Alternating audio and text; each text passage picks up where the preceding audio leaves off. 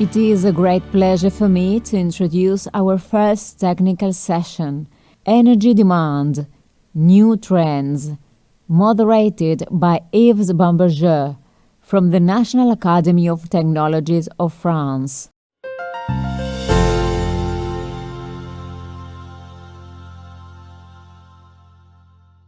Hello everyone. I don't see you, unfortunately. I am Yves Bamberger and have the honor to be the moderator of our session 1. I am civil engineer by training. I have been working for EDF, Électricité de France, which is still one of the biggest electric utilities in the world, with more than 40 million customers, distribution and transmission networks, hydro and nuclear generation, wind and solar, etc. I am a member of the French Academy of Technology. I want first thanks Oscar Vignard and Manuel Solanet for inviting me and congratulate all the Argentinian team for organizing CAETS 2021.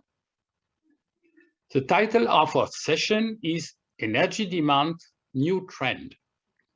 It is logic to begin with the demand side and not with the generation side, since the generation is made for the demand.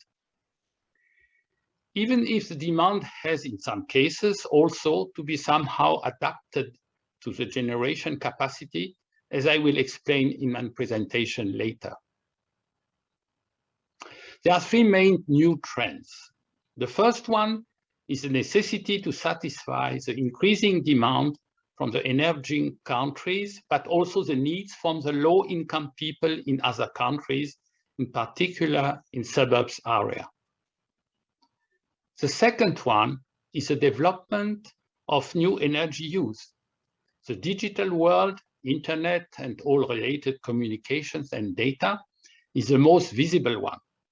But the development of healthcare, I would say electric healthcare, and still increasing demand for mobility are the two others, even if the outbreak we are facing could have an impact on this factor. The third trend is the impact of the still increasing world population, which won't stop over the next decades. These new trends, emerging countries and low-income people needs, new energy use, increasing population, lead to a growing energy demand. Since the sun sends us every day far more energy than we need, we may theoretically have as much energy as we need. There are also resources for nuclear electricity for centuries, but there is a huge but. But with the climate change issues and growing concerns on environment and many resources which were confirmed by the previous speakers, it is clear that we have to reduce rapidly and drastically the direct and indirect impacts of energy use, especially the greenhouse gas emissions, in particular CO2 and methane. To do that, electrification with low carbon electricity is one of the key solutions, and as it is more and more understood and done worldwide. But we are still far from decarbonization, since, as mentioned by Fatih Birol before, around 80% of the final consumption is provided directly by fossil fuels. The electricity used for the 20 other percent are containing more than 400 grams of CO2 per kilowatt hour. During our session, after some general remarks I will present, we will have the opportunity to look deeper on essential issues concerning energy demand.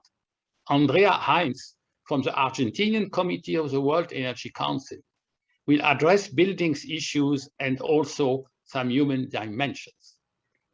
Concerning mobility, we will listen Changwan Kim, research engineer from Hyundai, the great car company. We will then look precisely which are the roles from networks and storage with our colleague experts in these questions, Professor Lachlan Blackhall from Australian National University.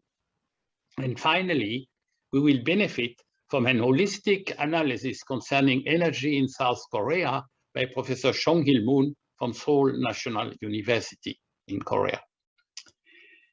Then, especially in this, something special in our session, Ben Hutt from the Australian company Evergen and Eva Krusenberg from the Estonian firm Power Up Energy Technologies will share brief presentations that have been selected by the World Energy Council as finalists for the Startup Energy Transition Awards.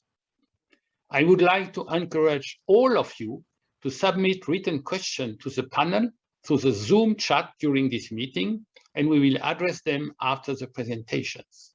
I hope you will enjoy participating to this session on demand. Thank you.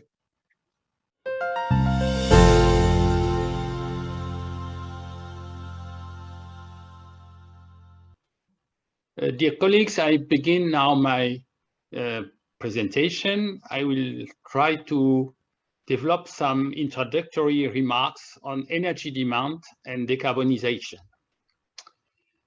The first question that we are facing, and which is often discussed, do we have enough resources, enough energy resources to realize the decarbonization? Here I show you in this slide that we have no limit, I would say, in low carbon energy resources, because the sun is sending us every day or all the year around 8,000 energy more than we need. It means that there are no limits concerning the resources coming from the sun. And we also could use, if we want, nuclear fission, which could cover many centuries. So the key question is not to limit energy demand, but it's to decouple the energy demand from the CO2 and methane emissions. That is the key question. Sure, if we use less energy, there are less emissions, but the key point is to decouple them. It's not to limit energy demand, because we need energy, especially for the emerging countries. But we have to make the right choices. And to make the right choices, the politicians and everybody, we have to choose the right indicators.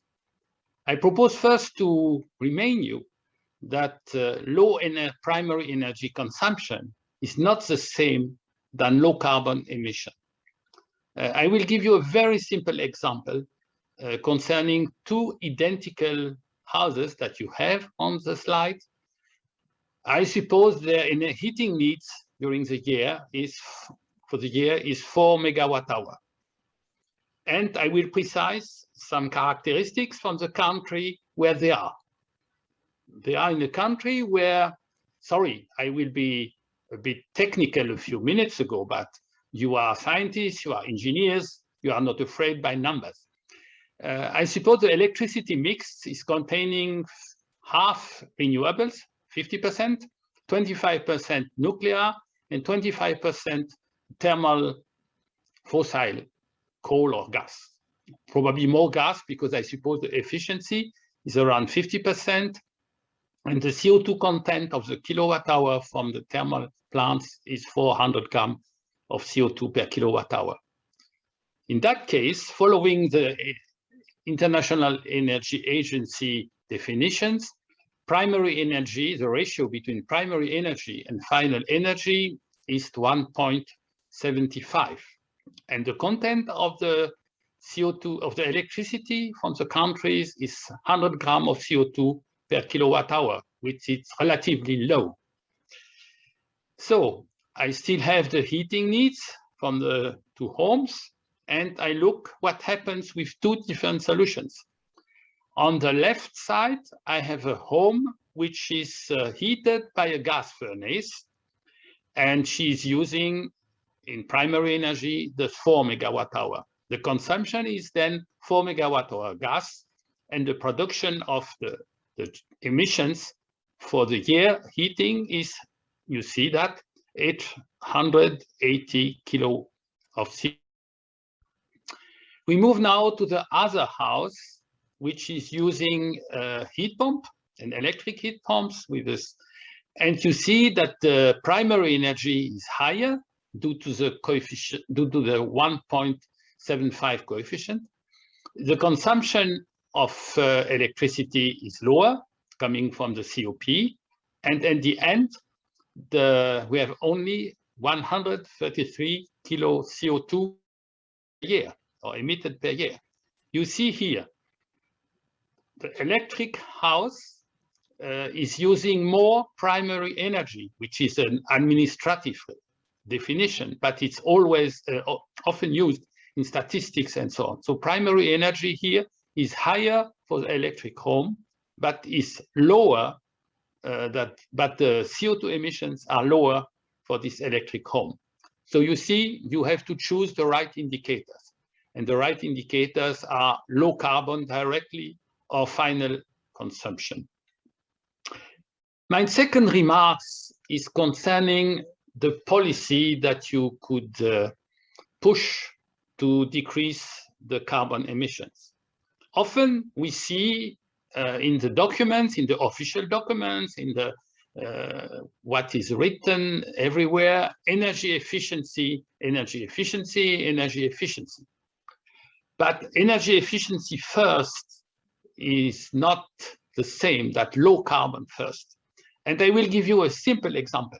I still keep the same home or house than before that you have here on the left, and I will make two different choices, political choices.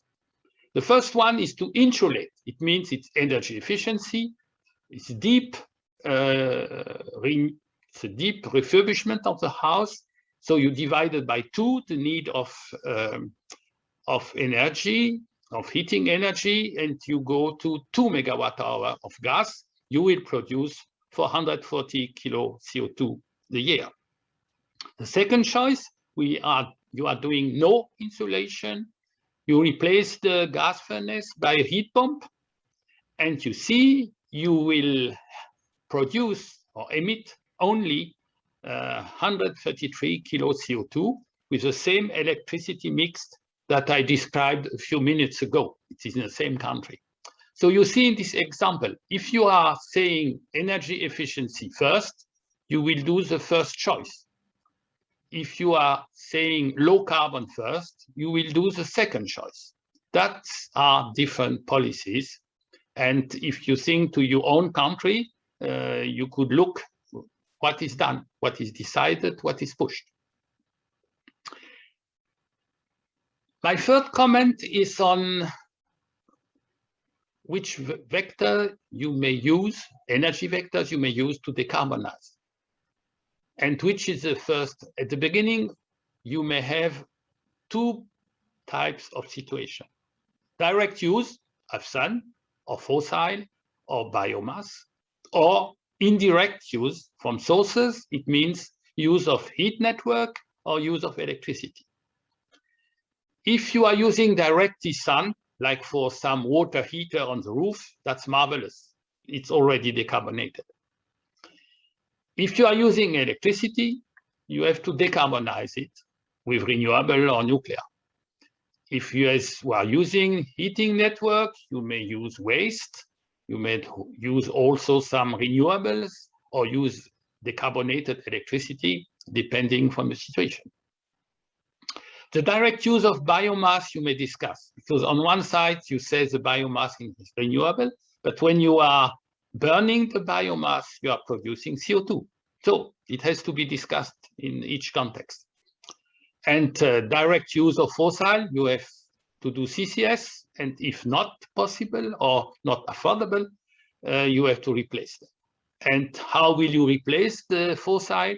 Probably by electricity, in some cases perhaps by decarbonated hydrogen, I hope, or reusing some waste energy. It's interesting to present that, I would say, optimistically.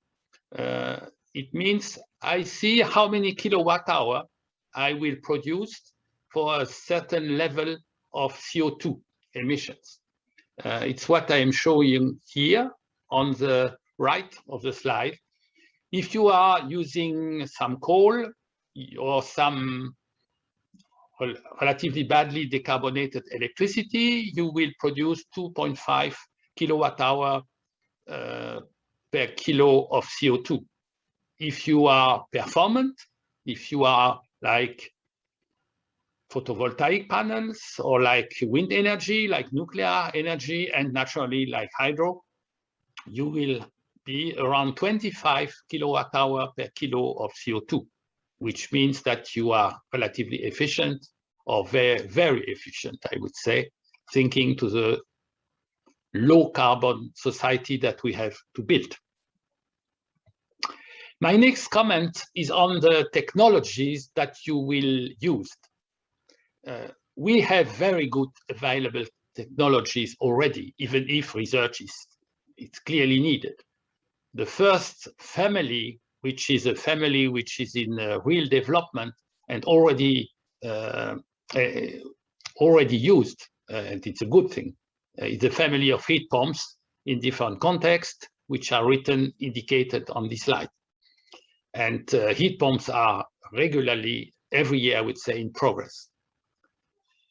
The second group of technologies concerning mobility is the group of the electric vehicles and hybrid vehicles, in some cases hydrogen vehicles, and also hydrogen or low carbon electricity is to push in the industrial processes.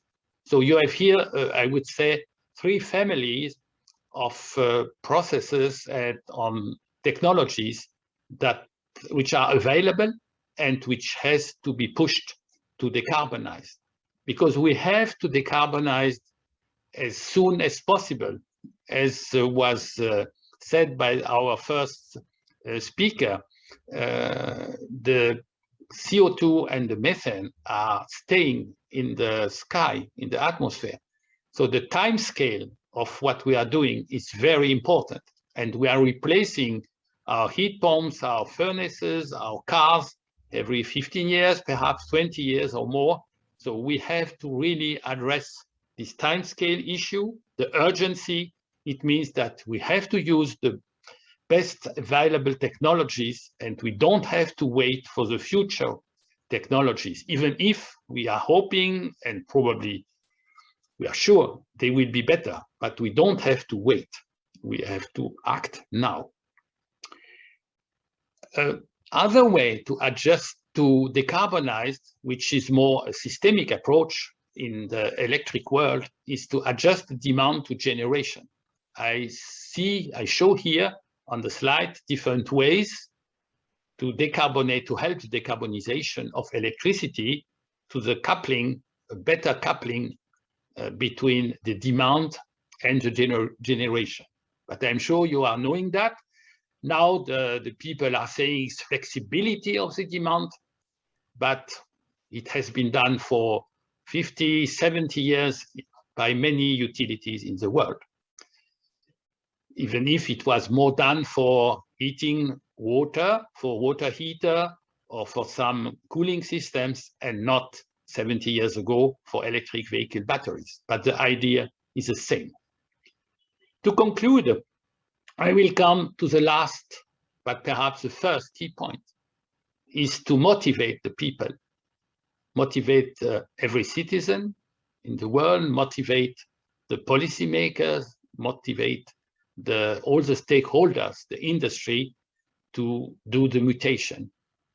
And for that, I think we need regulations, we need discussions, because the interests may be contradictory.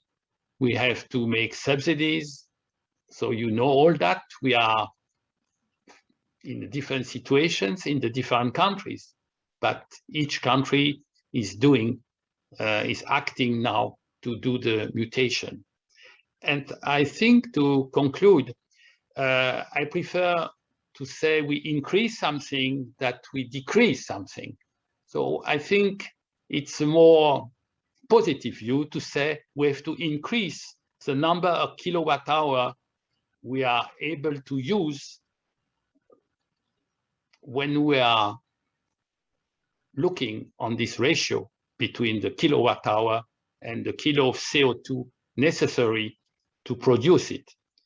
Now, for the electric system in the world, in average, we are around 2.5 kilowatt hour per kilo of CO2. It means 400 grams of CO2 per kilowatt hour worldwide in average.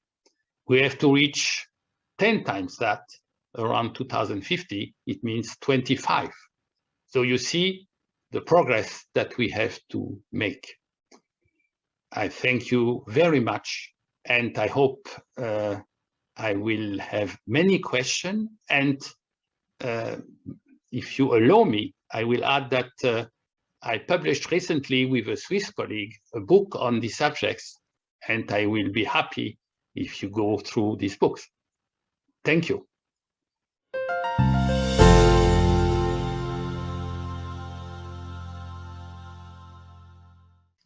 Thank you, Yves, for the introduction. Good morning, everybody, and also good afternoon, because we have people participating from different countries. It's a pleasure to be here on behalf of the World Energy Council Argentinian Committee, being part of this panel. I want to especially thank the Council of Academies of Engineering and Technological Science for this invitation.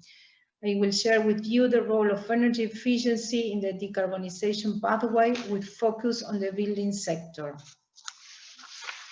The World Energy Council puts forward the need to think about energy transition not only for planet, but also for people, which it called humanization the energy, or humanization the energy transition. It involves people to ensure clean, affordable, reliable, and equitable energy for all. I invite you to keep in mind this during this discussion. The global role of energy has evolved over the last 100 years, moving from a focus on diversification of supply and development of new technology to a focus on decarbonization, decentralization, and digitalization. During the last World Energy Congress in Abu Dhabi, we noted a shift in leadership mindset to demand-driven solutions and started to explore the implication of the new customer-centric energy future. That's why the World Energy Council proposed to add a 4D to the 3 key global drivers of change, including the disruption by demand, as we can see on the right side. The new pattern of this disruption by demand highlights the ways in which energy is being used in changing fast. The new pattern of disruption by demand involves a pool of people and directs attention to affordability, reliability, and equity. It is not only a change in technologies, but also change in energy customer behavior. So we operate in an area of energy for planet and people. There is a new imperative of global energy transition. We have an agenda with needs of more energy and at the same time climate neutrality to ensure sustainable energy for all. A couple of months ago, the International Energy Agency published a report, Net Zero by 2050, a roadmap for the global energy sector. This report outlines the essential conditions for the global energy sector to reach net zero CO2 by 2050. The pathway proposed is designed to maximize technical feasibility, cost effectiveness, and social acceptance while ensuring continued economic growth and secure energy supply. Building sector has a key role in the energy demand scenario. Globally, floor area is expected to increase 75% between 2020 and 2050, of which 80% is in emerging markets and developing economies. This is equivalent to the surface of the city of Paris added every week through 2050. The surface of a new Paris every week. It's a lot. Moreover, buildings in many advanced economies have long lifetimes, and around half of the existing buildings stock will still be standing in 2050. This remarks the importance of retrofits. Also, demands for appliances and cooling equipment are continued to grow, especially, again, in emerging countries and developing economies.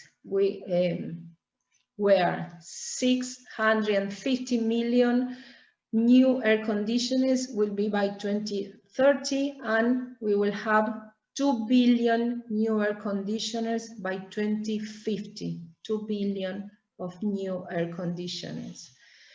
So, despite this demand growth, total CO2 emissions from the building sector declined by more than 95% in the net zero emissions scenario, in this scenario, and this decline basically is regarding energy efficiency, behavioral change, and electrification. We are declining from almost 3 gigatons of CO2 to 120 megatons of CO2 in 2050. As I said, energy efficiency and electrification are the two main drivers, and also behavioral change that is here has a key role. If we focus on energy efficiency and behavioral changes, we account for 47% and 40% of the reduction by 2030 and 2050 respectively. These transformations include already available technology in the market, improve in the envelopes for new and existing buildings, heat pumps, energy efficient appliance, bioclimatic and material efficient building design, and again, the inclusion of behavioral changes, the way that consumers will use this new technology, this existing technology in the future. On the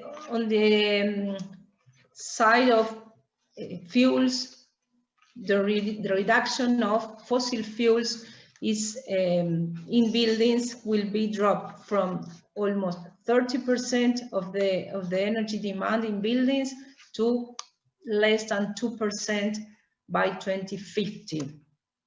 Space heating demand also drops by two-thirds between 2020 here to 2050, and this is regarding energy efficiency and behavioral change, especially with focus on in the adjustment of temperature set points. The roadmap for buildings, the roadmap for net zero buildings requires improved energy efficiency and completely shift away from fossil fuels. To get this goal, by 2050, more than 85% of buildings need to comply with zero carbon ready building energy codes. This requires that zero carbon ready energy codes for all new buildings need to be introduced by 2030, and retrofits need to be carried out by 50% of existing buildings by 2040. In the side of retrofits, currently the retrofit rate is about 1% per year in developed countries. In some regions it's lower than that number, especially in Latin America and other emerging regions. This rate is required to improve to 2.5% per year by 2030, and in some economies 2% per year, especially in emerging markets and developing economies. This is equivalent of 2 million dwellings per year on average by 2030. 20 million dwellings per year on average. It's a huge number. On the side of appliances, electric appliances and lighting should become much more efficient over the next 3 decades, thanks to policy measures and technical advances. This roadmap supposes that there are no new sales of fossil fuel boilers by 2025. Also, it assumes that by 2025, at the same year, the 100% of the sales of LED lamps will be 100% of the sales will be LED lamps. And by 2035, most appliances and cooling systems sold are best in class. It means having minimum energy performance standards from high level of standards, of energy standards. And all of this should happen in a context of universal energy access for all by 2030. This is a very, very challenged ambition. And what is the role of behavioral changes that we mentioned? The decarbonization scenario cannot be reached without the sustained support and participation of citizens, not only in building sectors, but also in other sectors like transport, electrical mobility, and others. Behavioral changes will contribute in the 4% of the emission reduction by 2050, based on some changes, specific changes. For example, by 2030, reduce excessive hot water temperatures, adjusting the average space heating temperature in 19-20 degrees C, the average space cooling temperature in 24-25 degrees C, reduction in the use of energy-intensive materials per unit floor area in 30%, and increase the building's lifetime in 20% also. Although are the citizens the ones that will modify their behavior, most of this behavioral change will be promoted by regulation and mandates that could enable almost 70% of the emissions saved by behavioral changes. These are some mandates that the IEA is viewing to be necessarily implemented. Which are the drivers and enablers to make it happen? We will need laws and regulations. These laws and regulations are based and are implemented in a lot of developed countries and are under implementation in several developing countries, but should be fostered. Especially building codes, minimum energy performance standards, mandatory requirements for retrofits, new buildings, among others. The development of financial and economic incentives and models for energy efficiency and zero emission investments. The labeling and public awareness campaigns to foster behavior change. And accelerate the collaboration between governments, private sector, and civil society. We can affirm that most of these elements are available. The technology is there, already exists. There are several leading cases that we can use as benchmark about regulation, about financial models, about public awareness. We have a lot of reference to take as benchmark and to deploy in other countries and other regions. The challenge is to move forward and deploy and scale up these solutions. As the president of COP26 clearly stated, it is time for the world to move from a decade of climate change deliberation to a decade of delivery. The challenge is to develop, foster, strengthen this delivery as soon as possible, keeping in mind that the world needs more and better energies to ensure sustainable energy for all, so that no one is left behind. This is not only about planet, this is also about people. It is not just a commitment, it is a responsibility and even a moral obligation for all of us as leaders, regardless our position in governments, in the academy, in the private sector, in the civil society. We have the responsibility to create the conditions to make it happen. Thank you.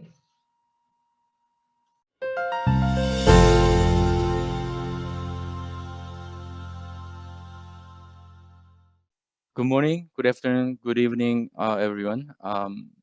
My name is Chang Hwan Kim from Hyundai Motor Group.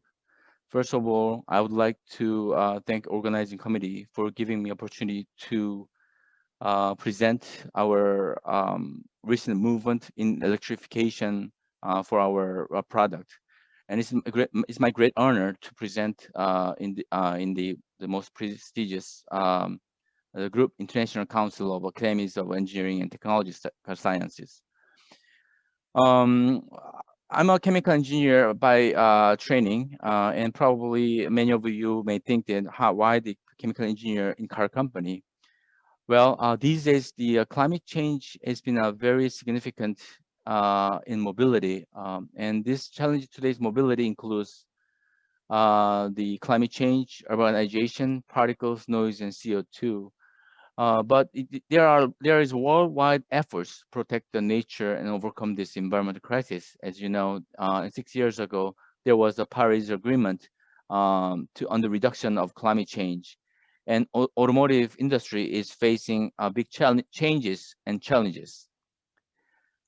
It is our responsible to reduce CO2 with the Green Deals. And there is a definite paradigm shift. It's ongoing, and governments around the world have tightened CO2 emission regulations for new vehicle models by 4 to 5% each year since 2015. So to reduce or to mitigate the climate change, the carbon neutral mobility is very crucial. And all the global movements also are moving towards to the decarbonization in the 21st century via renewables and green hydrogen. In fact, Korea announced about a year ago the Green New Deal, showing the hydrogen changing the whole energy portfolio in the green hydrogen in next decades. And there are many similar movements in the worldwide. As a car company, our power source has been heavily depending on the conventional internal combustion engines. But with this transition, we are moving we are taking the three strategies. The first one is we continuously improve our our engine's efficiency, and also we reduce the weight so that we have a better fuel economy with the existing powertrain. Also, we hybridize in our portfolio propulsion systems, combining combustion and electrification.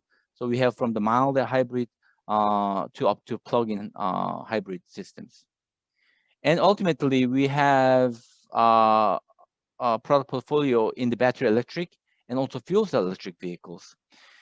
Speaking of the electric vehicles, we have started the first pure EV in the early 2011. And since then, we have introduced several models for our EV portfolio. And last year, we have sold more than the 50,000 combined for the first 6 months in 2020, which is right behind the Tesla. And going forwards, we have introduced the Ioniq brand last year, showing that we have a pure electric vehicle from the small SUV to the high performance sedan and the full size SUV for next 2 to 3 years. In fact, last month, Ioniq 5 was introduced, and it is being very popular in the market. Speaking of the EV system, the long-range EV system has utilized the state-of-the-art battery technology. This lithium-ion battery technology enabled offer the longer range of the vehicle per charge, but the more batteries cost more price. So it also has a charging time challenge as well compared to the conventional gasoline or diesel fuels or the fuel cell electric vehicles. So if I kind of look at the technology advancement in the battery applications, the future dedicated EV platforms will be equipped with the lighter, smaller, safer, and cheaper batteries. As you see in the chart in the left-hand side, the EV penetration is quite aggressive, and every year we see some different trends. And the lithium-ion battery cost has come down significantly, but still to compete with the internal combustion engines for the better availability to our customers, it needs to go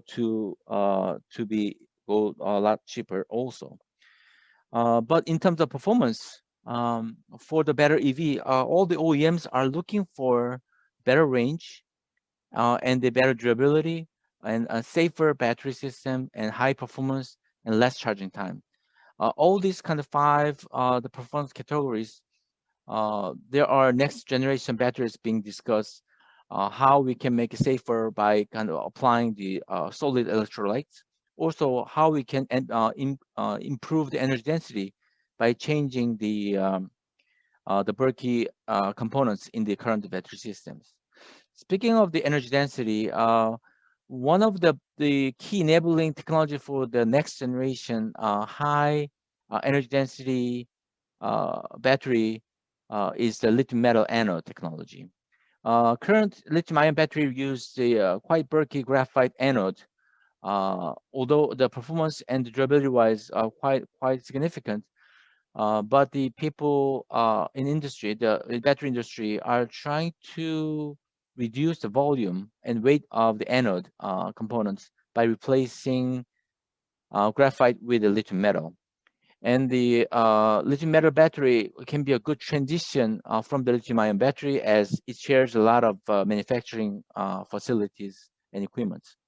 And beyond, their lithium sulfur and lithium air systems can be ultimately for the high energy density and the low cost battery systems. And speaking of the lithium metal battery, we already have achieved the high energy density compared to the lithium ion state-of-the-art technology, and also we are achieving some of the high cycle durability for the new technology. And let me kind of shift my talk a little bit to the more how this battery technology needs to move forwards in terms of the greenhouse emissions for in its life cycle management. If you look at the life cycle analysis results from the different vehicles, and comparing the conventional IC versus electric vehicles, all the countries' power mix really determines how much CO2 being emitted from the fuel cycle, which means operation, how much the battery requires the CO2 emission. In fact, the battery production is a greenhouse gas intensive, and its amount can be as much as 50% of the total manufacturing CO2 emissions. If you look at the green portion of the electric vehicles, that's quite significant and is as much as manufacturing CO2 emissions. And also, the regional effect is quite significant, even for the manufacturing side. If you compare this, the right bar in this chart, the China and USA have a different power mix, so it gives a different the CO2 emissions per kilowatt hour power energy consumptions. But if you look at this the chart, it can be differentiated up to more than 20%. So we have to make every effort to reduce the CO2 footprint for the battery technology for the sustainable future. Let me shift my gear to our fuel cell vehicles. Hyundai Motor Company has the world first mass-produced fuel cell EV from 2013.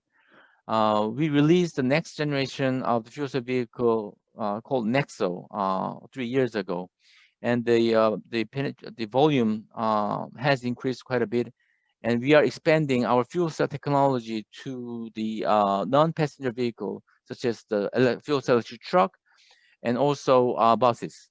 And our promotion of non-automotive business is expanding also, such as ship, train, and urban air mobility. For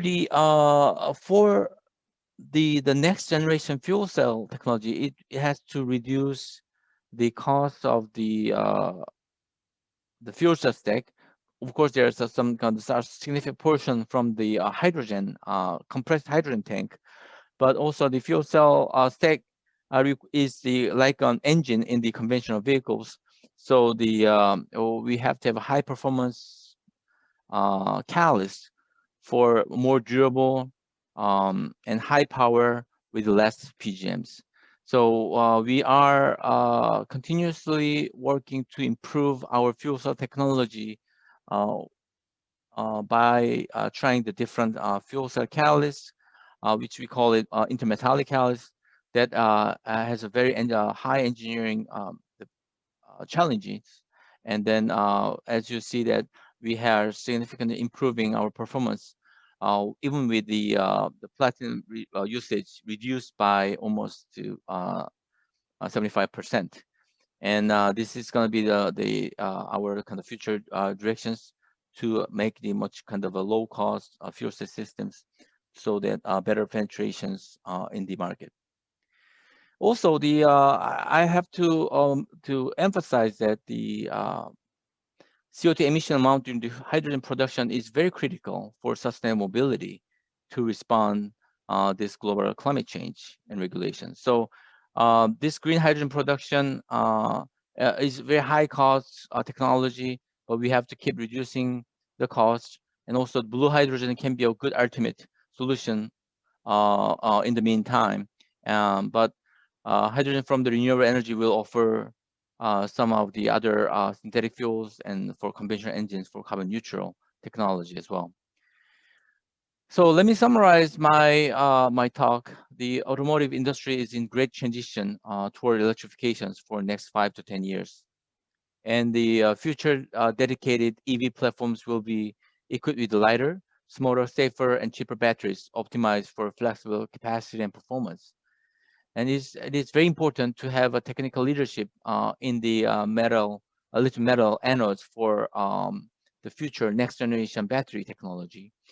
Our continuous efforts is being done to develop the better fuel cell catalyst, which is very crucial for larger and faster penetration of the fuel cell EV. Our journey for sustainable mobility will ultimately require how to minimize the carbon footprint in electrification for automotive industry. So this is not a easy problem to solve. This is one of, as I mentioned at the very beginning, this is one of the greatest engineering masterpieces to respond or to bring solutions for the carbon neutral mobility system. So we have a great portfolio in engine, fuel cell, battery, and hydrogen storage, and hope we can offer the better technology for our customers and make carbon neutral mobility happen in the next 5 to 10 years. Thank you very much for your attention. And I'll be happy to answer any questions through the emails that can be provided by the organizing committee. And thank you again for giving me this great opportunity. Thank you.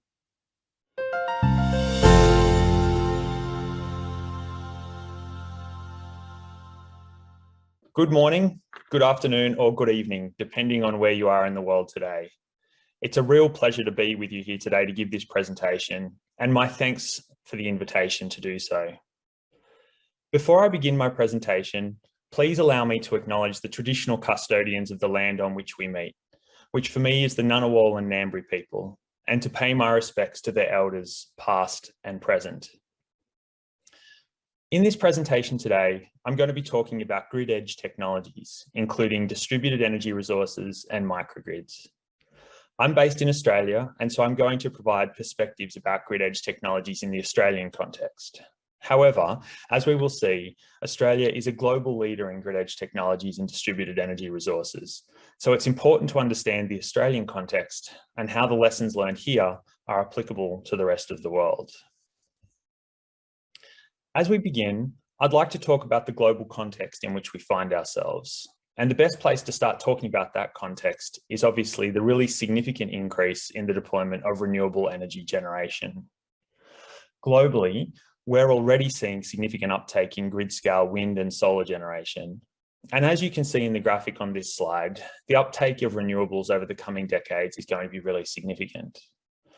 Obviously, this is vital if we are to achieve the global decarbonisation targets, which overwhelmingly for most countries are being set at net zero emissions by the year 2050. Crucially, the economics of renewable generation as the cheapest form of new build generation are also supporting this significant uptake.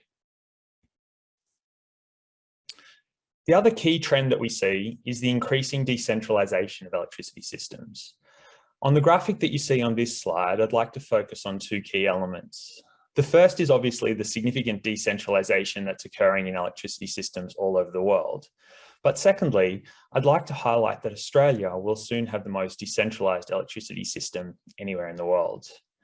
This trend will accelerate over the decades ahead as this increasing decentralization is driven by the uptake of distributed generation and storage and electric vehicles, which are some of the grid edge technologies that I'll be talking about today.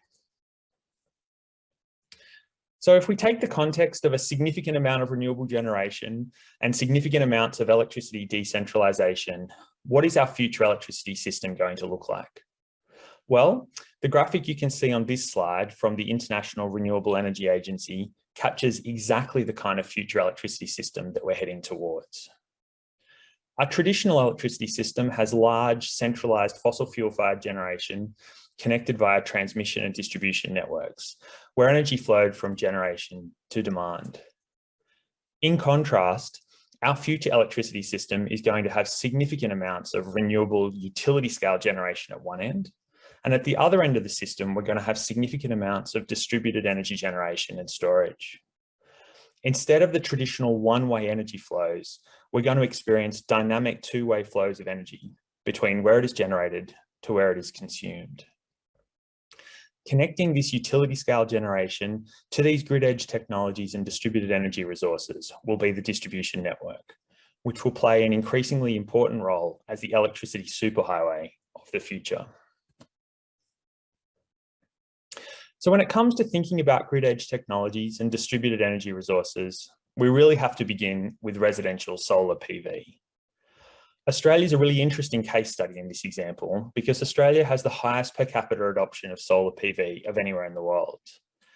Currently, over 2.5 million homes in Australia have solar on their roof, which means that in some parts of our grid, 1 in 3 homes have already adopted solar generation.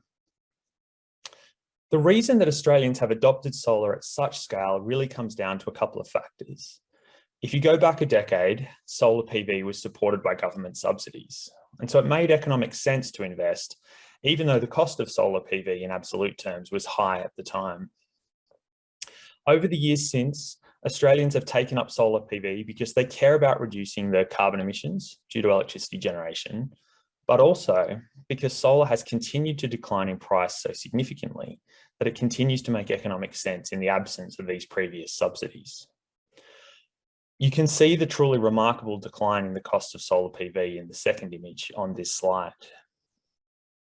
The graph at the bottom of this slide was taken from the most recent Integrated System Plan, which is a biannual planning study undertaken by the Australian Energy Market Operator, and highlights the really significant uptake of solar PV that Australia is going to continue to see over the decades ahead.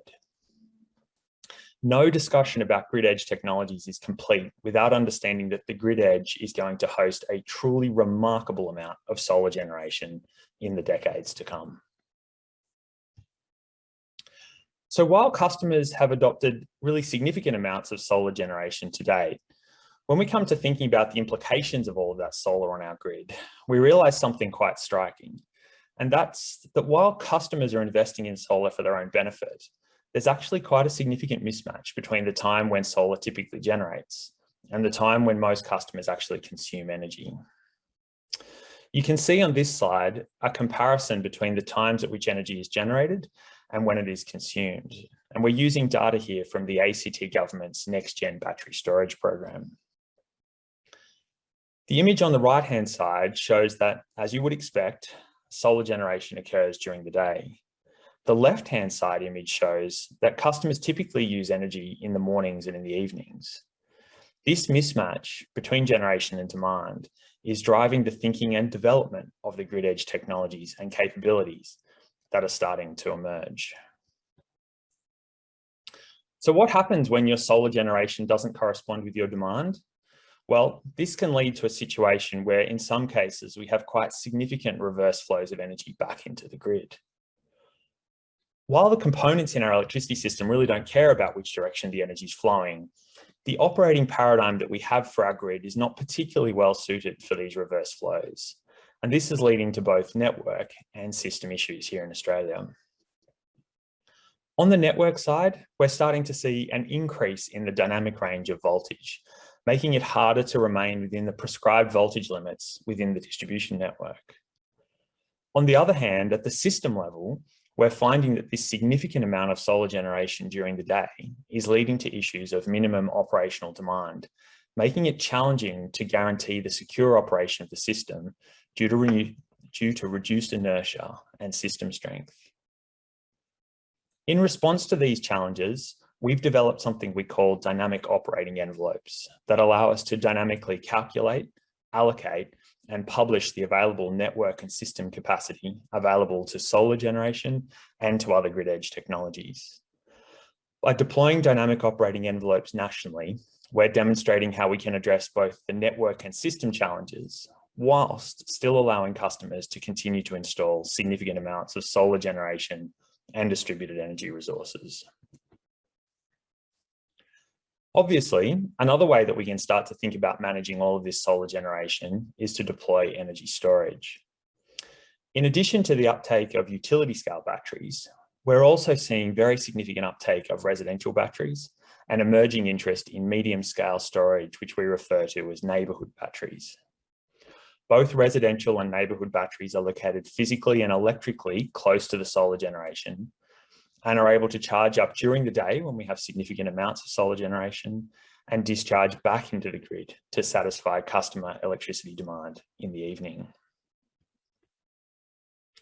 Once you have all of this battery storage installed though, whether it's residential battery storage installed in people's homes or neighbourhood batteries installed in the suburbs, you need to think about what you're going to do with it and how you're going to utilise that battery storage most effectively. We've already highlighted the role that battery storage can play in capturing solar generation and shifting it from the time when it's generated to times when it's needed.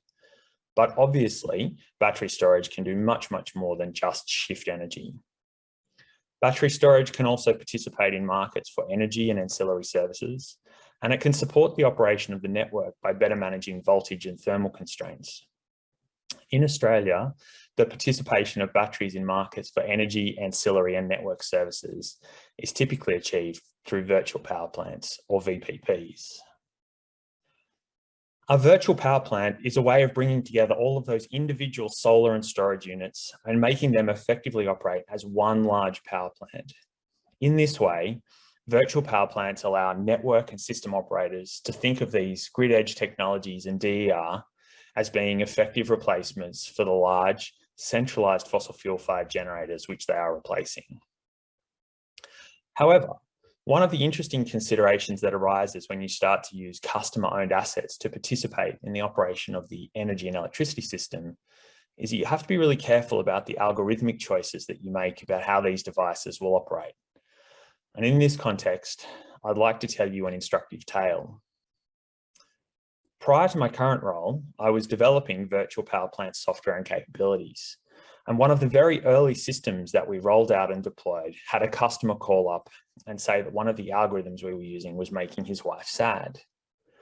When I first thought about it, I didn't really understand how an algorithm could make anybody sad, particularly as the algorithm in question was simply calculating when to charge the battery throughout the day.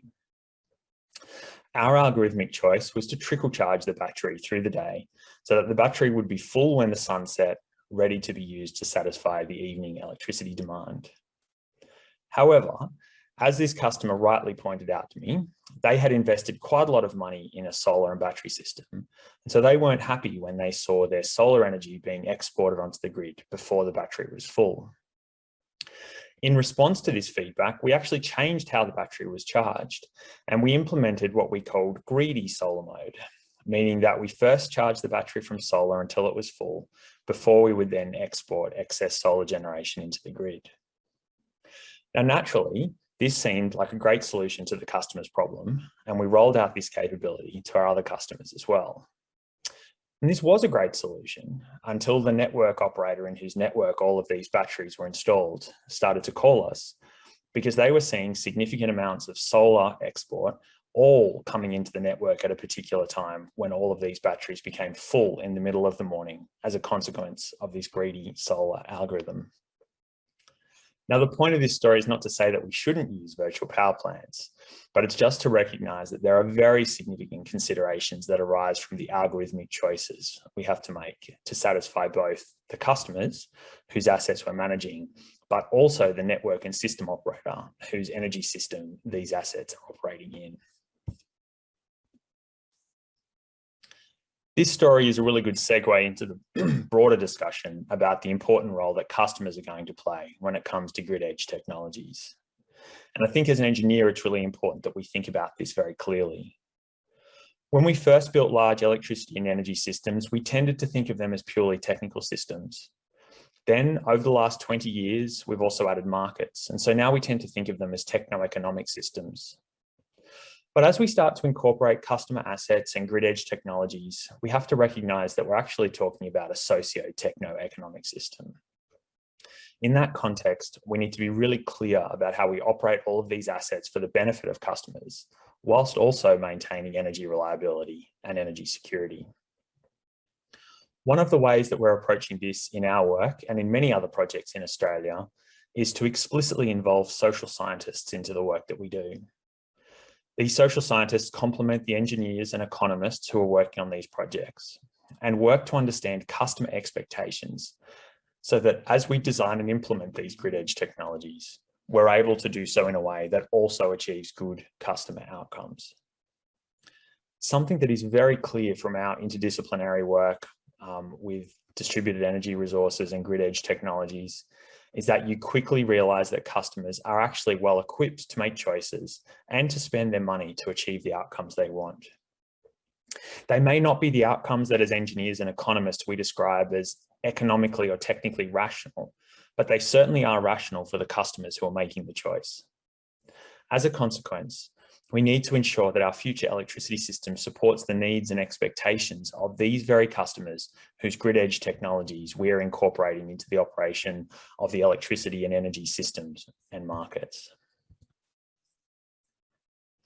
Now, thus far, I've focused heavily on the kind of grid edge technologies that we're seeing in the Australian context, but Australia also has a very traditional centralised electricity infrastructure. In many parts of the world, such traditional grid infrastructure doesn't exist. And it's in these parts of the world that we're starting to see the emergence of microgrids, which are not constrained by the choices of legacy infrastructure. In Australia, we are seeing early work and microgrids emerging in remote parts of the country that have not traditionally had electricity network and generation infrastructure.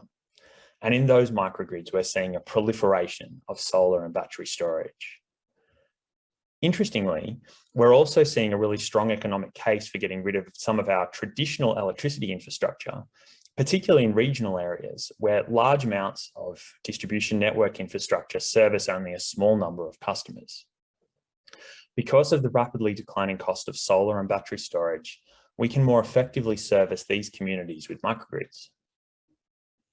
The other point that I would make is that in Australia, we tend to think of electricity supply being purely AC supply. However, in many developing parts of the world, there's an increasing trend towards the use of DC microgrids. And this makes good sense, given that solar and batteries themselves are typically DC, and most of the appliances that we wish to supply power to are also DC.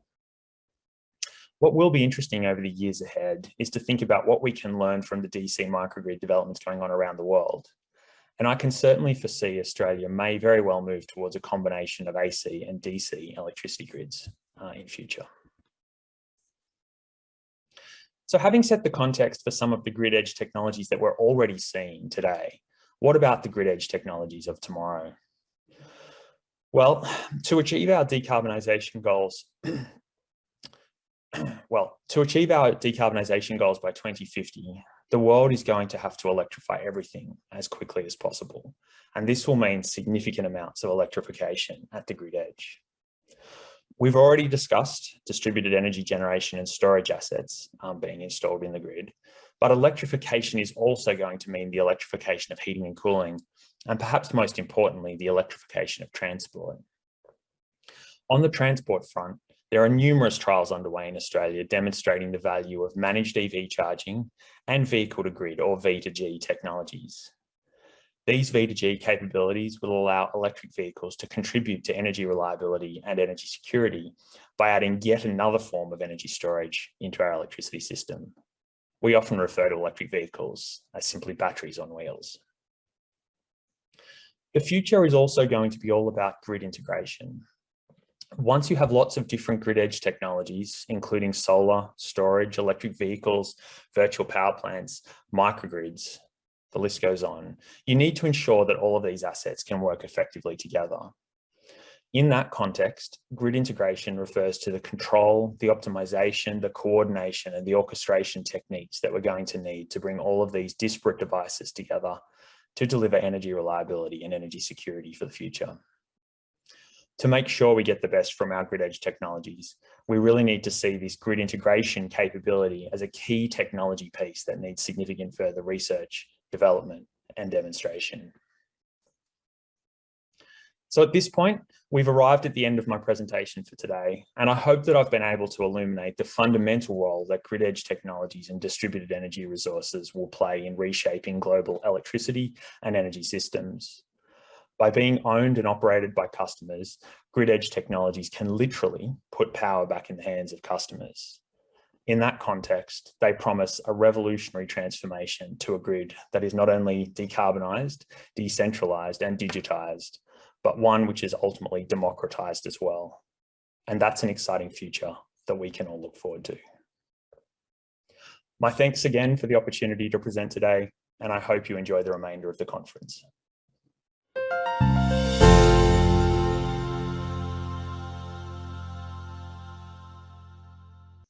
Hi, my name is Seung-il Moon. It is my great honor to make a presentation at CAETS 2021 conference.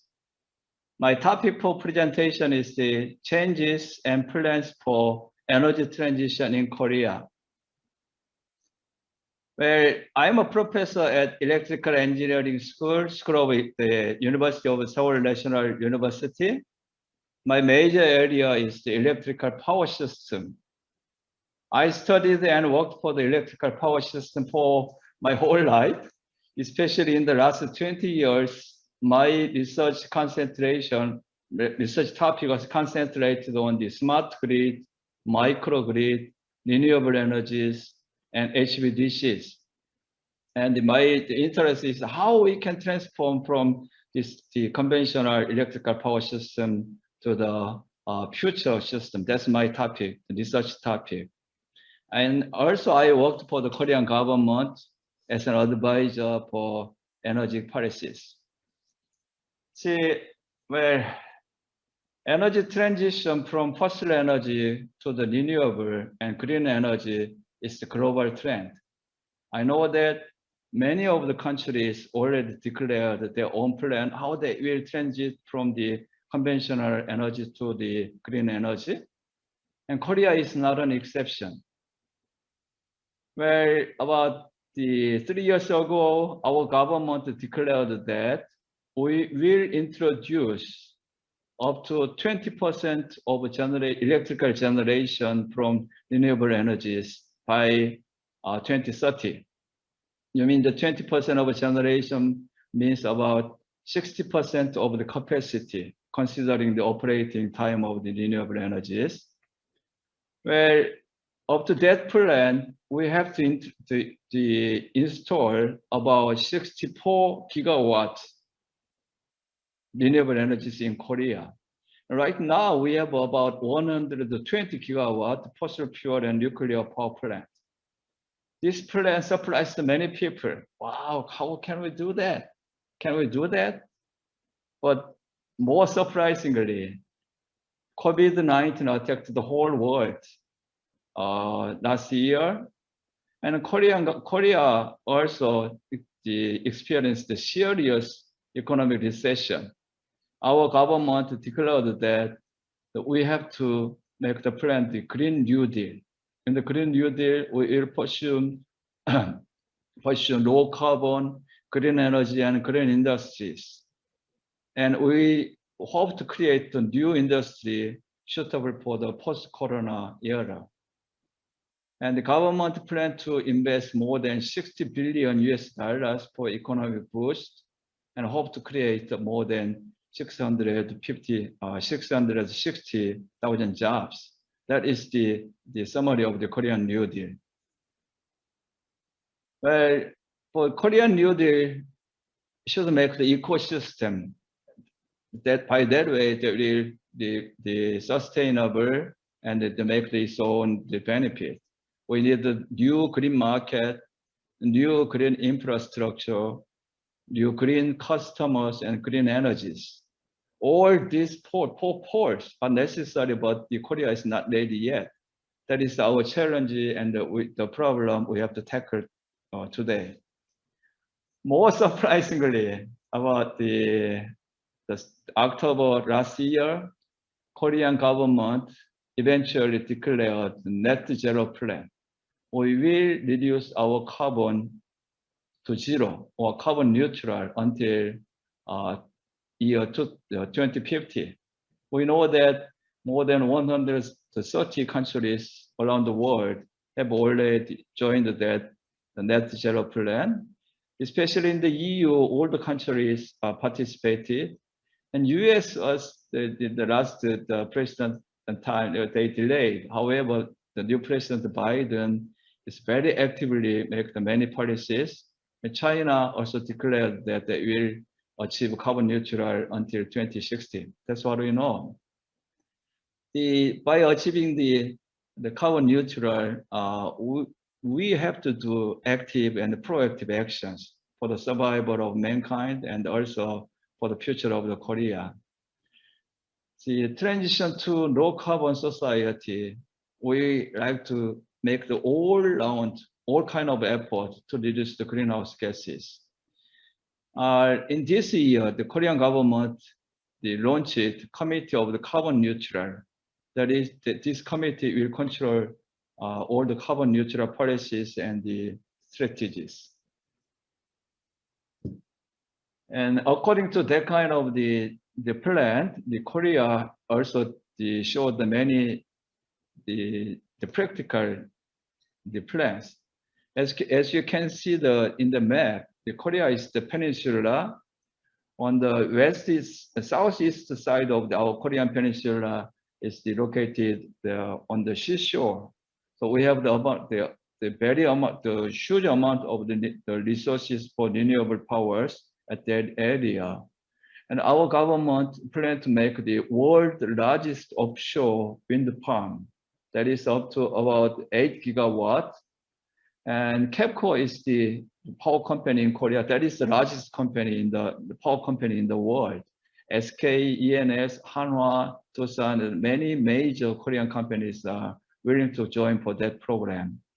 And the plan is we plan to invest about $42 billion. Most of them come from the private side, and government will make the investment about $1 billion for infrastructure. The Honam area is the southwest corner of the Korean peninsula. There are three local government. One is the Jeonnam, and the other one is the Jeonbuk, and then Gwangju City.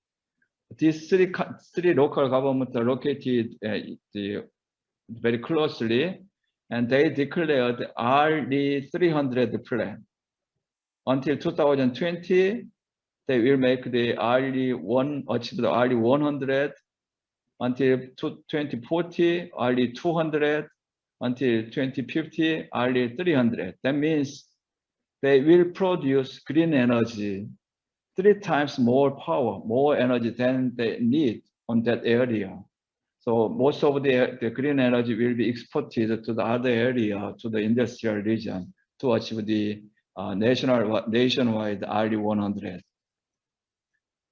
And by stimulating that kind of plan, many of the Korean companies are preparing for RE 100, especially the LG Electronics. You may know the LG Electronics. That is very famous company, and they are producing lots of the electronics stuffs.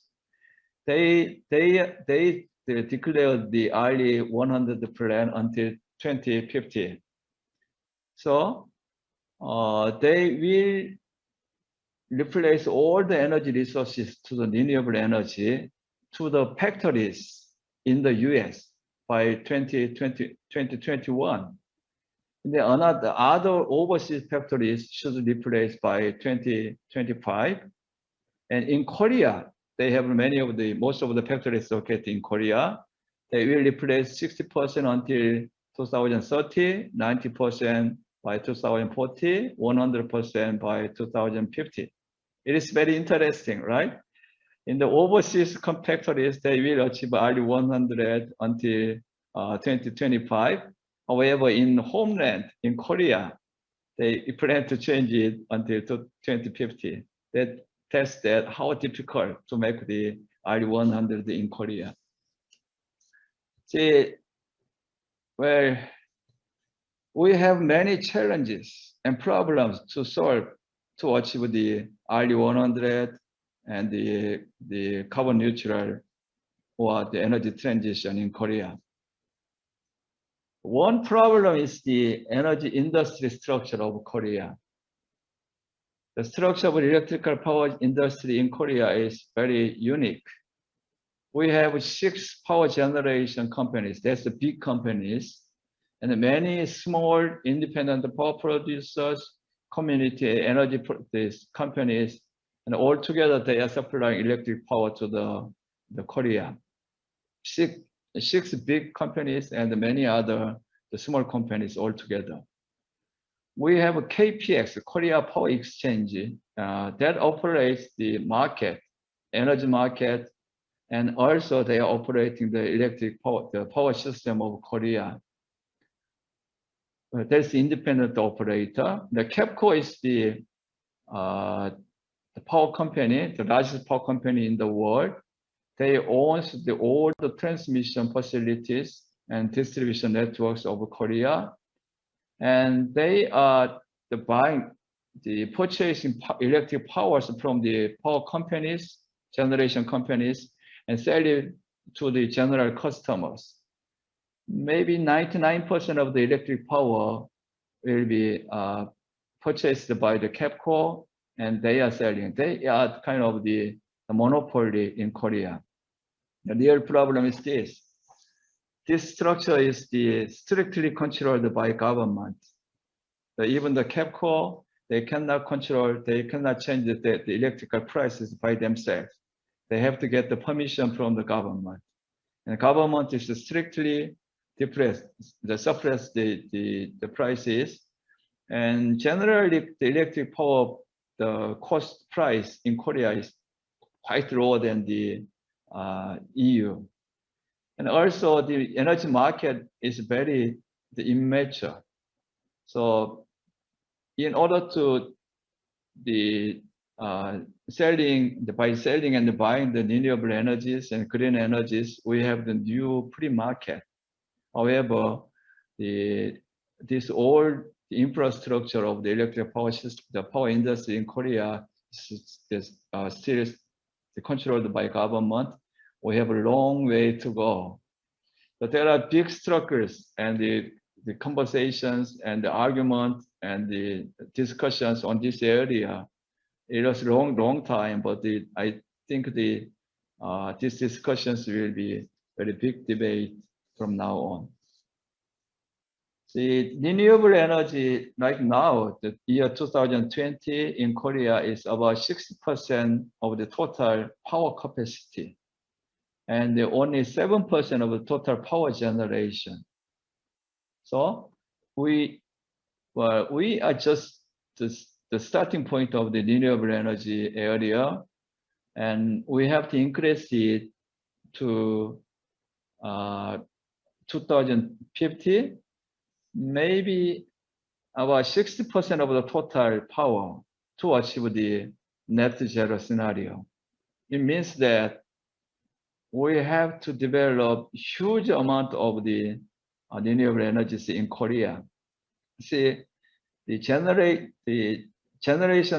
the capacity 60% of total power means that usually renewable energy operates only 20%. So we have to install about 3 or 4 times more generation capacity in renewable than we have the right now. It's a big challenge. See, also Korea is isolated country. You know that the Korea is divided between South and North, and I'm living in the South Korea, and North Korea is attached to the China, but we are not connected together. In Korea, the South Korean power system is 60 Hertz, AC transmission and distribution line system. It's quite stable. Power quality in Korea is the world best. However, that is the AC system. AC system is very limited for accepting the renewable energies. We have a big island on the southern part. That is the Jeju Island. The Jeju Island is connected to the mainland by the HVDC system number 1 and 2. The undersea cables. We are planning developing, constructing the third line. Anyway, except the Jeju area, all other systems are AC system. It has limited capabilities for the renewable energies. So we need totally new electric power grid to achieve the energy transition and the carbon neutral. I think there should be two new systems should be installed. One is for the microgrid to accept the small scale. For example, the solar power, solar energies or small scale energy. We need the green hub system for renewable energies. And also we need HVDC, DC system to make our power network more flexible. Otherwise, we may not accept this huge amount of the renewable energies. See, it's not easy too.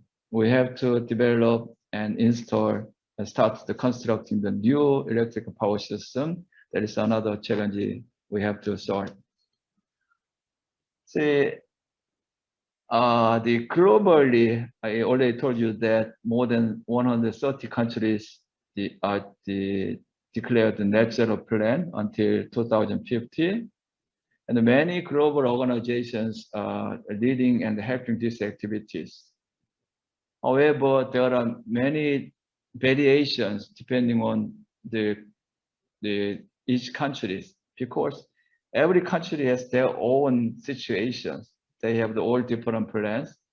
But in my opinion, to achieving the net zero by a single country, by themselves, by alone, is not necessary and it's not possible. I think global cooperation is essential. Net zero for the global area is meaningful. Net zero for the only one country is meaningless. So it is time to make the global cooperation more and more tightly. Like I told you, the Korea is divided to North and South Korea. The first problem we have to solve in Korea is we have to connect North and South. The North Korea is the gateway to the Russia and China. Because North Korea is blocked between the China and Russia from the South Korea. South Korea is totally isolated island. By connecting to North Korea, we will connect to the China and Russia. So if we can connect to China and Russia through the North Korea, we may connect to Japan. As you can see on the right, the map, by that way, we can export and import the power from the other countries. By that way, we can make the meaningful and the much more economic the net zero society. Well, I'd like to go to my conclusion. We are confronting many of the uncertainties. Many of the countries, the plans are aimed to year 2050. 2050 is 40 years later. Nobody knows what will happen at that time exactly. There may be some technical development. As an engineer, I may predict until 2030, depending on the currently available technologies. I may tell what will happen 2030. However, I cannot know what will be the new technologies available on 2050. On 2050, the technology can be unimaginable. The technology can be useful in that time, but we cannot know. We don't know right now. Another change is the social and the economic situations. We have the global regulations, environmental regulations, and the resource inventories, and so on. There should be many other the situations will be changed, and that is most of the changes may be beyond the scope of the engineering. And also another possibility is the international interconnections. Well, I nearly think if we can connect together, we will make the things easier. But if we do not connect together, the problem will be very hard to, more and more difficult to solve. So in my opinion, as a conclusion, we have to make the progressive plan update depending on the changes. So on this year, right now, in year 2021, we can predict 2030 situation, make the detailed plan on 2030. But later on, after 2030, we nearly don't know what will happen. So we can make the big picture. However, we have to wait for a while, and then if something is changing, and at 2030, we can make the plans on the next year, next step. This is all I prepared on today. Thank you.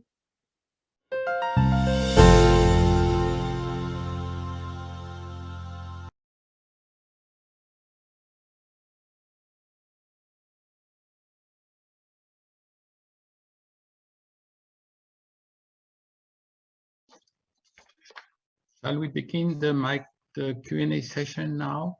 So, hello everybody.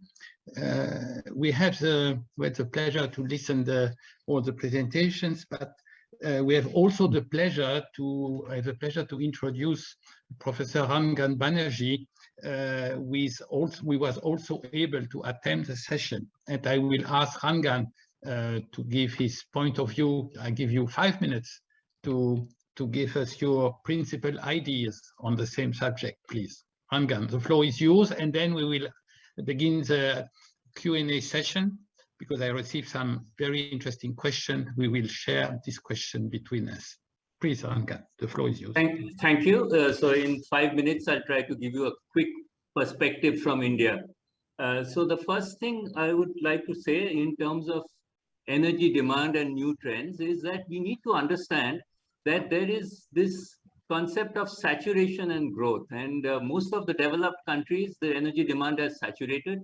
Most of the developing countries are where the growth is there, and this is where we need to focus on future stock. So the first thing that I would say is that we need to focus on supplying energy services rather than energy per se. So instead of electricity, coal, oil, we need to focus on providing cooling, heating, transport services. And this means reorienting your businesses so that we try to actually build up systems which are more efficient. So to give you some examples in the Indian context, we have had quite a good experience in terms of lighting. We have gone from incandescents to compact fluorescents to LEDs, and we have seen public procurement of LEDs, which have really resulted in market transformation. We have also seen in India and in many developing countries, there's a lot of cooling requirement where there are fans, ceiling fans, which are used, and typical ceiling fans are of the order of 60 watts, 65 watts. When we have seen now BLDC fans coming into the market, which are 28 to 30 watts, and this can also make a significant difference. In our agriculture, when we look at motor pump sets, there's a significant scope for efficiency improvements in those in that sector. So let me look at quickly a few end-use sectors. So if you look at buildings, if you see India, we are growing at 5 to 6% per year, which means that if I go out into 2040, most of the stock which is going to be built is yet to be built. So that's a challenge and an opportunity. And if we think in terms of looking at solar passive concepts, lowering the load, and then putting solar PV and solar thermal, we can basically go for net zero and energy positive buildings. So we can actually transform the energy sector. We can also see a possibility of looking at mixed mode cooling. That means air conditioning as well as fans. And then we can think in terms of ways in which we can look at personalized cooling. Another issue which has already been brought by the other speakers is that this mismatch between supply and demand. And so here, the idea of thermal storage and as well as demand response is going to have a major role. In the case of transport, we are looking at basically electrification, but currently our electricity grid is not yet decarbonized. So as in future, as that goes, we are going to have more electric. We can also look at redesigning of our urban spaces so that we can have more bikeable and walkable cities. And this is something where we can learn from Europe.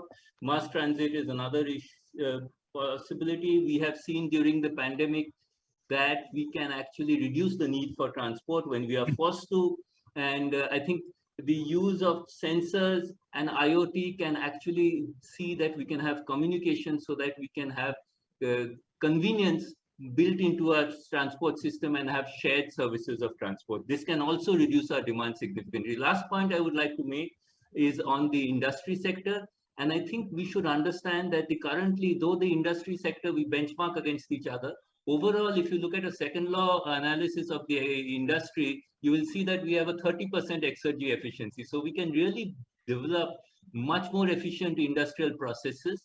And we can also look at decarbonized industrial processes. We can look at renewables. We can look at efficiency, new processes, and low carbon processes.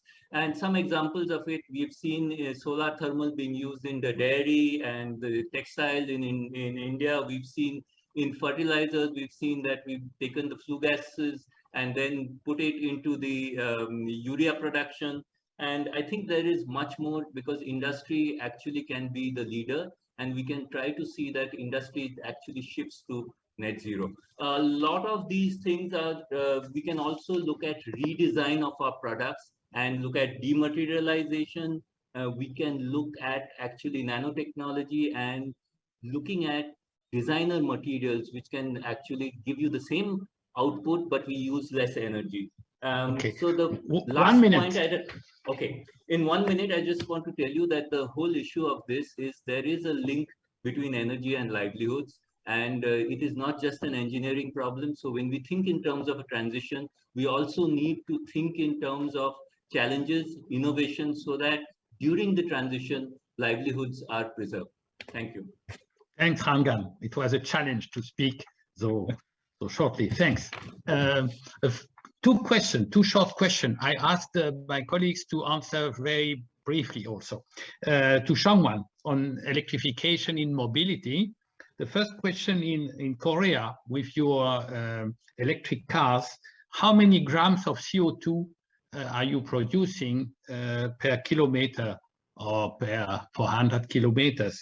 In Europe now we are around 120 grams per kilometer for the existing cars.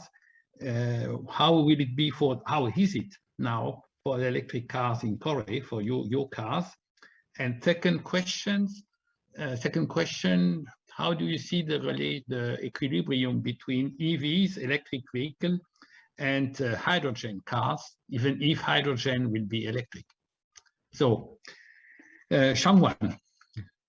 Yes, thank you, Yves, for delivering those questions. Let me kind of quickly answer. I mean, make it summarize short answers. So first one was that the what's the typical CO2 numbers for the EVs? I would say it would with the current power mix in Korea, for example, it is still large portion of CO2 coming out of from the well to wheel as we produce electricity from the fossil fuel. So there are a lot of CO2 emissions. However, the efficiency wise, it is still more efficient than the conventional internal combustion engines. So I cannot give you the exact number as all the model will have different batteries and different fuel efficiency and so on. So, but let's say it can be from the 30% to the almost 50% less CO2 than what we can see from the internal combustion engines typically. So, but still, I can say that the large portion of the CO2 coming out from the battery manufacturing as well as in the power production electricity from the fossil fuels. But as you heard from the Korean case from the Professor Moon, that as we will transition to the renewable energies from the grid for the grid. So if we reduce the CO2 from the power plant, then definitely it will be significantly reduced, more than 50 to 60% less than what we have now. So that's kind of what we project. And for the second questions, for EV and hydrogen, I don't know if you had an opportunity to watch our latest announcement in the Genesis brand and also some of the commercial vehicles in the during the hydrogen wave. For the Genesis, we announced that we are going to have a full electric vehicles from the model year 2025. For passenger cars, they are more likely to focus on the for the electric vehicle as it is more cost-wise, and some of the infrastructure-wise, the passenger cars have a more better perceptions or better acceptance rate for our customers. But the for commercial vehicles, you would need some kind of a long range with the short. So for commercial vehicle, maybe some hydrogen vehicle may be more needed. So that's kind of Thank you. rough. Thank you. Thank you, Shangwan. We move to Lachlan. I had a question for Lachlan, two questions.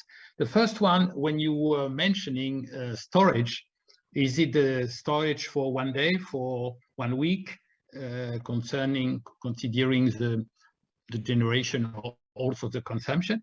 So that's the first question. And the second one, what you were mentioning on microgrid, is it for on the country, or how are you seeing this for the cities? When you have a city with buildings with 30 floors buildings, how do you see the situation in that case?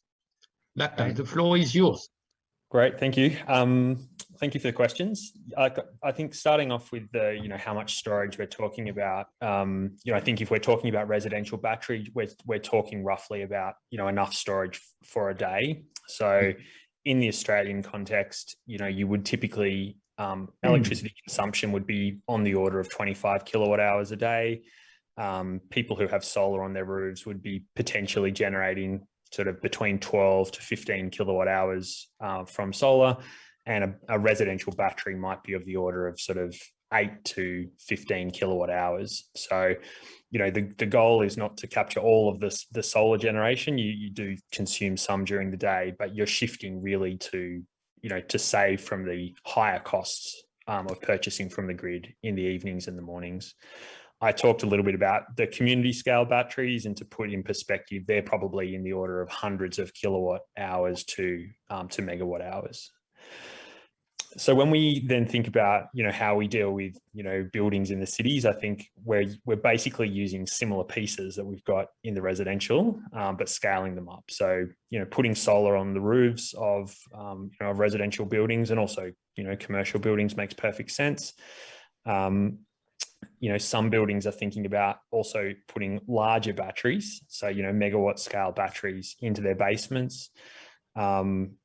Because that provides a good way then to be relatively self-sufficient within the building itself.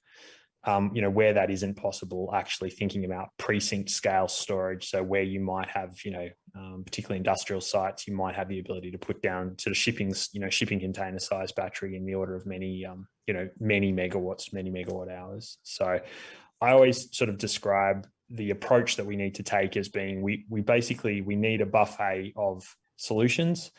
And in particular contexts, we get to kind of pick from that buffet which particular pieces we're going to need to install in particular instances. Thanks for this answer. I go now to Seong-Hil. So we go back to Korea. I stayed the same question that I was asking to Lachlan somehow. You were mentioning very briefly the microgrid, and far more than the classical, I would say, the centralized grid. So could you perhaps make some comments on that? Do you see the mutation, the transition in Korea will be somehow more pushed, more helped by the centralized grid? What is your opinion? Well, thank you for the question. Well, many countries, including Korea, the plan is to concentrate on how much of the renewable energy they will install. Can you hear me? Yeah. We hear you, and we are listening. That's even better. The real problem, much more important problem is how we can improve the power grid. The power grid is like the battle, and renewable energy is water. If you to store the 10 liter of the water, you need the 10 liter of the butter. If you have 5 liter of butter, that's exactly how much you can store the water, 5 liter, that's the same. So without make the power grid innovation, renewable energy introduction is impossible. That's my opinion. Where in the power grid, conventionally, most of the country are based on the AC power network, power grid. However, in the AC power grid, is very limited capability for accepting the renewable energies. So if you can accept about 100 gigawatt of the AC power for AC network, it may accept about only 20 gigawatts, 20% of the AC power. So we have to upgrade the power grid first. So for the transmission line system, we have to introduce HVDC. For the distribution line, we have to introduce the MVDC. For the customer side, like the Lachlan said, we have to introduce the microgrid totally. And we have to redesign the whole system from the basis from now on. See, 2050 is only 30 years later. Once we plan the new grid, it takes about 10 or 20 years to reach to the new grid power system. Another problem is we have to increase our capability of the power system, especially for the Korea, we isolated. We should be interconnected to the mainland of China or the Russia. That's the way. Okay, thanks. I propose we come back to the use, because it's a session on consumption, on end use. So I suggest we were going naturally to the system, to the grid, and so on. But I suggest we go further to going back to the consumption and to the end use. Rangan was a bit speaking on this, especially on heating, cooling, using the solar.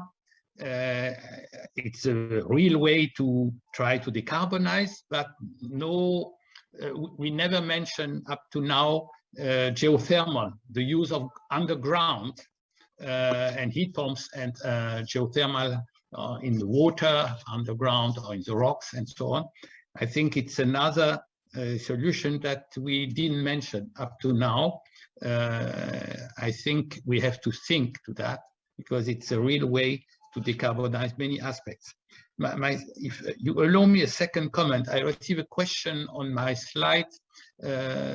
Somebody asked which is the electricity mix which I was using. It was indicated on the slide, but the idea is that I would say most of the heat pumps are emitting indirectly less CO2 emissions when the electricity mixed as a consequence that the CO2 emissions per kilowatt hour are less than 500 grams per kilowatt hour.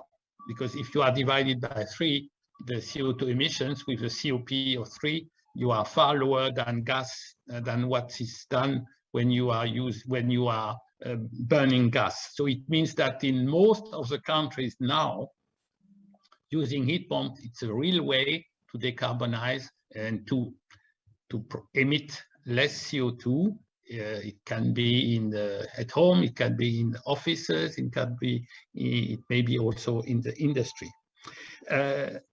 A last question to all of you, 1 minute. We were speaking often on technologies, but Andrea, who unfortunately couldn't be with us today, were mentioning the citizen. Many decisions are taken by the citizen. How are we doing such a way that the citizen has a desire of reducing his carbon footprint directly or indirectly? We are speaking abstractly from behavioral change, but so what is your opinion personally, as not only as engineer or scientist, but as citizen? How can we push the desire of the population to reduce their footprint? I will begin with Shangwan, please. You brought a good point. I think, from industry perspective, I think the government's role is somewhat, of course, the customer has to find the benefit of implementing those renewable energy and have some kind of rejections and perspective, not just kind of thinking about environmental impact. So some government kind of, the support and roles and a regulative approach may be very helpful. We already saw that EV, for example, penetration is very sensitive to how much the governments can subsidies kind of can be used. So that's kind of somewhat very important for industry perspective. Yeah, but I was asking for the citizen. Right. For you. You're right. So citizen So citizen kind of got mostly of influenced by some of those kind of regulation and supports. So citizen wants to kind of even irregular citizens wants to kind of see the benefits of using those renewables from their kind of tax or some regulation, and that's kind of a more harmonized kind of efforts. Thank you. Lachlan, how will you bring pleasure to the citizen, enthusiasm, please? I think in the Australian context, there's like broad enthusiasm for buying, solar and batteries and so on. It does come down to cost. But I think the other one is it comes down to simplicity as well. And so for most customers, and I count myself in this, I come home and I expect to be able to turn the lights on and the lights will come on. And some of these new technologies are actually quite a bit more complicated than that. They have apps and interfaces, and a lot of customers actually don't want that. They just want the same light switch experience. And so I think our job as engineers is to make things ubiquitous. And so people shouldn't have to engage with the new technology to get the benefits of the new technology. It'll just, it'll plug in and it will work. Thanks, Lachlan. Songhil, to finish, and I will say one word at the end. Yeah, please. Well, I do not want to ask the citizen to commit to the Green New Deal voluntarily. Give the citizen economic incentives. We can do that by making the market design. For example, in the daytime, they can charge the electric vehicle freely, or give them money when they're charging it. But in the evening, if we discharge it, we can give them money. That's the way. Okay, for you it's money, money, money. Okay, Rangan, please, to end. Yes, I think two things. One is that the citizen is already seeing, in our case, we are already seeing the impacts of adverse extreme events, intense rainfalls, heat waves. So the citizens are concerned on an overall basis. We also have this whole idea of going back to nature. It's also a religious kind of issue. So if citizens want to do this, and then the incentives, and then this is up to us engineers to create innovations to make it as convenient and to make it cost effective. Okay, thank you. Thanks for all of you, for our speakers. Thanks for the audience for the question. And I hope you will continue to follow the CAETS session. And thanks again to the organizers. Au revoir. Bye-bye. Thank you. Bye-bye. Thank you. Bye-bye. Please join me in welcoming WEC Startup Energy Transition Awards finalists set 2021. Good afternoon. My name is Ben Hutz. I'm CEO and Managing Director of Evergen, one of Australia's leading energy innovations, and I'm delighted to be here today. The planet is on fire. Global warming is now accelerating faster than ever before. And as a consequence, at Evergen, our mission and our purpose is to try and decarbonize the energy system. Now, we define that as killing coal-fired power stations. Really what we do is we use software to enable energy systems and support the transition to renewable energy. So Evergen was founded 5 years ago in Australia through a collaboration between a large infrastructure investor and the government science agency. We are a software business that optimizes batteries as part of energy systems. In Australia, we control about 50 megawatt hours of mostly household batteries. It's like more than 5,000 batteries.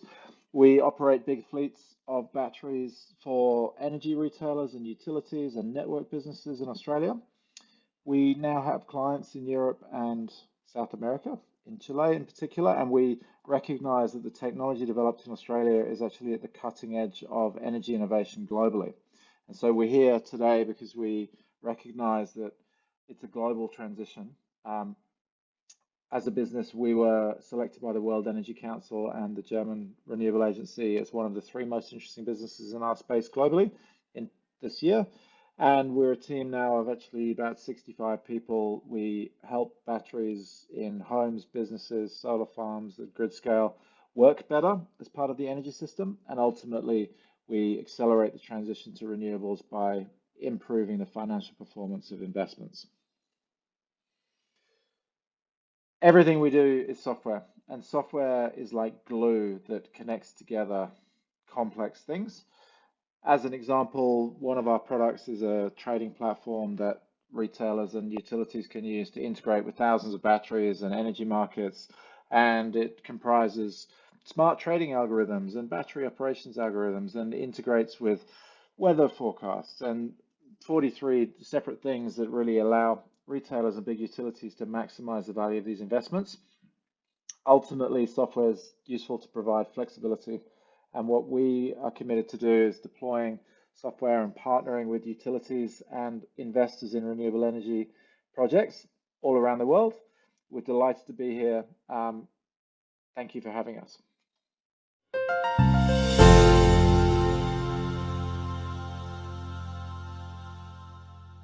Hi, my name is Ivar Krusenberg, and I'm a CEO of PowerUp Energy Technologies. PowerUp is manufacturing hydrogen fuel cell-based smart electric generators. So the main motivation for us has been actually the nowadays used energy generation solutions.